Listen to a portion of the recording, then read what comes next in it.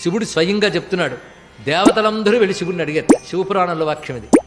స్వామి నిన్ను ఆరాధించాలంటారు నిజమే, నిన్ను సులభంగా ఆరాధించాలంటే ఎలా ఆరాధించాలి ఇది అడిగారు.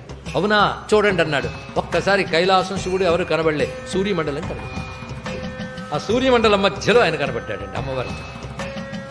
ఇలా సూర్యమండలంలో ఉన్నవరి ధ్యానిస్తారో వాళ్ళని నేను అనుగ్రహిస్తానని చెప్పాడు. ఇక్కడ ఇదే మాట పద్మపురాణం శివగీతలో చెప్తాడు.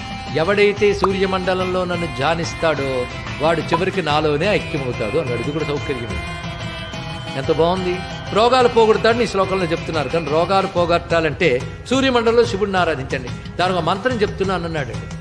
ధ్యాన శ్లోకం, రుద్రానికి ధ్యాన శ్లోకం ఇక్కడ చెప్పుకోవచ్చు. మండలాంతరగతం హిరణ్మయం భ్రాజమాన వపుషం శుచిస్మితం చండధీదితిమఖండితజ్యుతిం చింతయేన్ ముని సహస్రసేవితం అని ఆ రుద్రమంత్రాలు ధ్యాన శ్లోకాల్లో ఒకటిది.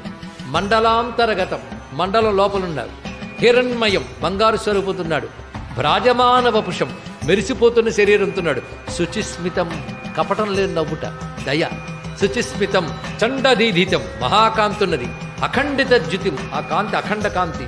అలాంటి వాణ్ణి వేల కొలది మునులు సేవిస్తున్నారు. ఇలా ధ్యానించమన్నారు. ధ్యాన శ్లోకం చెప్పాం కదా.